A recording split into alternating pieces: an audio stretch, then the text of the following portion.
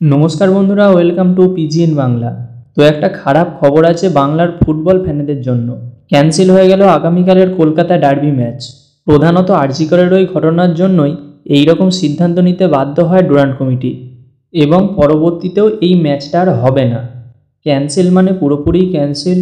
দুই দলকে এক পয়েন্ট করে ভাগ করে দেয়া হবে। বর্তমানে যা পরিস্থিতি আছে, এক সপ্তাহ পরে বা 10 দিন পরে একই রকম থাকবে, উল্টে আরও বেড়ে যেতে পারে। তো এই সব কথা মাথায় রেখে ডুরান্ড কমিটি ডার্বি ক্যান্সেলের সিদ্ধান্ত নেয়। তো এই সিচুয়েশনে দাঁড়িয়ে কি বলবো, যারা খেলা দেখতে যাবে বলে আশা করে টিকিট কেটেছিলে, এমনকি যারা অফলাইনে টিকিট কেটেছে তারা তো আগের দিন রাত থেকে লাইন দিয়ে বসেছিল, আর আজকে ঘোষণা হয়ে গেল ডার্বি হচ্ছে না। খারাপ তো লাগছে, বিশেষ করে আগের দিন রাত্রির থেকে যারা মোহনবাগান বা ইস্ট বেঙ্গলের বক্স অফিসের সামনে ওয়েট করছিল। তো কী আর করা যাবে।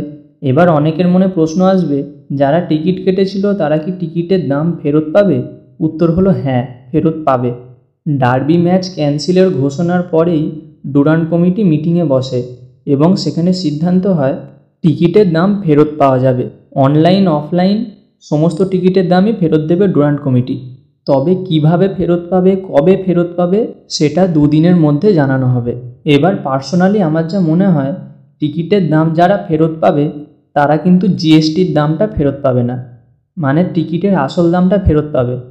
মনে করো 200 টাকার টিকিট অনলাইনে যখন বুক করেছিলে জিএসটি নিয়ে 224 টাকার আশেপাশে পড়েছিল, তো এখন যখন দামটা ফেরত পাবে ওই 24 টাকাটা আর পাবে না, নিট 200 টাকাটাই ফেরত পাবে।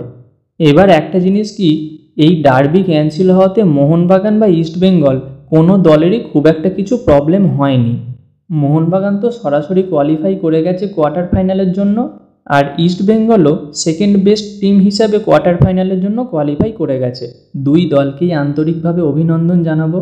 ভাগ্যে থাকলে আবার ডার্বি দেখতে চলেছে কলকাতাবাসী।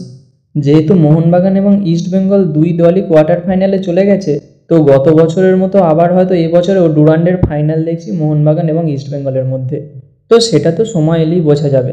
তো বন্ধুরা, এই ছিল আজকের আপডেট। এরপরে যদি আর কোনো আপডেট পাই অবশ্যই তোমাদের সঙ্গে শেয়ার করব। আর এই ভিডিওটা ভালো লাগলে লাইক এবং শেয়ার করতে ভুলো না, এবং এই বিষয়ে তোমাদের কি মতামত কমেন্টে জানিও। দেখা হচ্ছে পরবর্তী ভিডিওতে। Bye bye.